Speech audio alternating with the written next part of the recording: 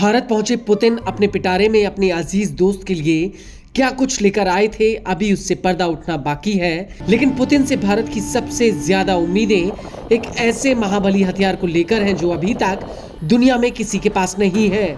ये एक ऐसा हथियार है जो पलक झपकते ही दुश्मन के हथियारों का सफाया कर देता है। इसका निशाना इतना अचूक है कि ये एक ही झटके में दुश्मन के टारगेट को निगल जाए।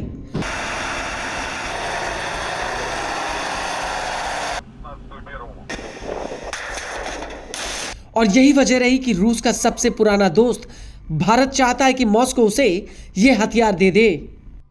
डाइवर्सिफाइड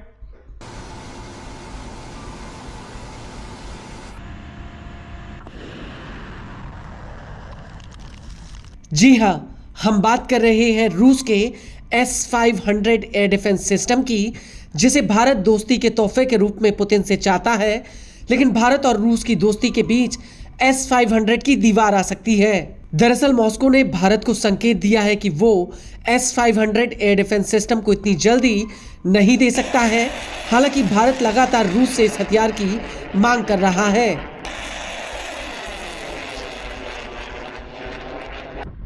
दरअसल 4 दिसंबर 2025 को भारत के रक्षा मंत्री राजनाथ सिंह और रूस के रक्षा मंत्री आंद्रेई बेलासोव के बीच एक मीटिंग हुई थी। इस मीटिंग के बाद रूस के एक वरिष्ठ अधिकारी ने यह साफ कर दिया कि रूस इस साझेदारी में कुछ सीमाओं का सामना कर रहा है। अधिकारी ने अपने बयान में आगे कहा कि रूस के लिए advance S-500 air defence system supply करना मुश्किल होगा, जैसा कि अभी अगर भारत उसे चाहता भी है। रूस ने एक विकल्प के रूप में अपने 5वीं पीढ़ी के सुखोई 57 जेट की पेशकश की। हालांकि भारत को इस मोर्चे पर फैसला लेना अभी बाकी है।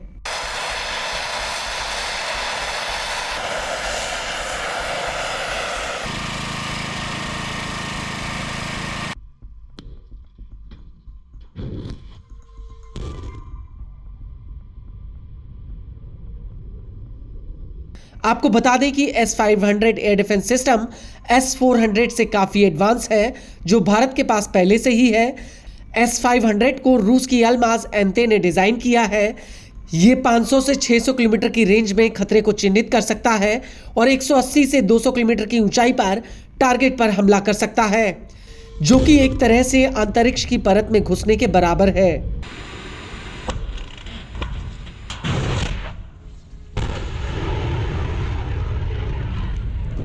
जबकि S-400 30 किलोमीटर की ऊंचाई तक टारगेट से भिड़ सकता है। लेकिन S-500 बैलिस्टिक मिसाइलों, हाइपरसोनिक ग्लाइड व्हीकल्स और पृथ्वी की निचली कक्षा में उड़ने वाले टारगेट्स पर भी हमला कर सकता है। ये टारगेट पर 3 से 4 सेकंड में हमला करता है, जो S-400 से कहीं गुना आगे है।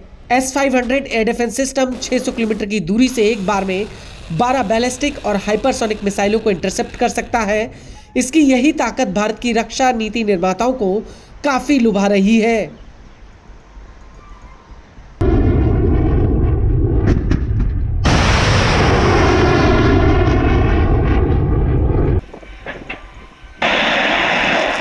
और यही वजह कि हाल ही में air chief marshal AP Singh ने कहा था कि भारत को अगली पीढ़ी के एयर डिफेंस सिस्टम की जरूरत है, जो एशिया भर के जंग के मैदान में सबसे तेज हथियारों को रोकने में कारगर हो।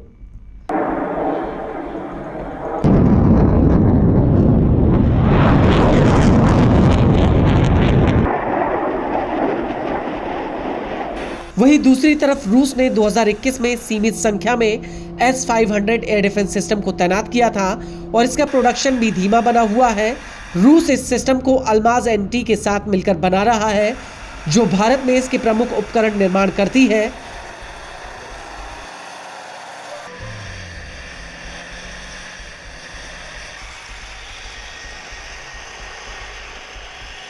और बड़ी बात यह है कि S-400 के मुकाबले S-500 काफी महंगा है। इसके अलावा इसकी मरम्मत का काम भी काफी जटिल है, जिसमें विशेष ट्रेनिंग की जरूरत पड़ती है, जिसकी वजह से भारत के कमांड एंड कंट्रोल नेटवर्क में इसको जोड़ना चुनौतीपूर्ण है। हालांकि इस मीटिंग के दौरान रूस से अतिरिक्त S-400 ट्रायम्फ सिस्टम और सुखोई 30 MKI जेट को अपग्रेड करने के लिए जमीन से हवा में वार करने वाली मिसाइलों और लंबी दूरी वाली R-37 और RVV-BD हवा से हवा में वार करने वाली मिसाइलों पर चर्चा हुई है।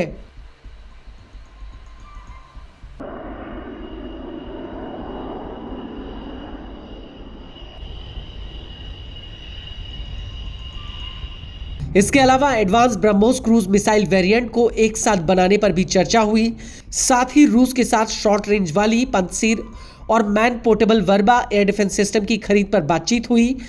भारत ने इस मीटिंग में कहा कि रूस अहम सैन्य उपकरणों की डिलीवरी में तेजी लाए, जो यूक्रेन युद्ध की वजह से धीमी पड़ी हुई है। इसके अलावा भारत और रूस के बीच अक्टूबर 2018 में S-400 को लेकर जो डील हुई थी, उस डील के तहत S-400 के 2 बेड़े भारत पहुंचना बाकी है। भारत ने इनकी डिलीवरी तेज करने को लेकर रूस से गुजारिश की है। हालांकि रूस का कहना है कि अगले साल भारत को ये 2 बेड़े मिल जाएंगे।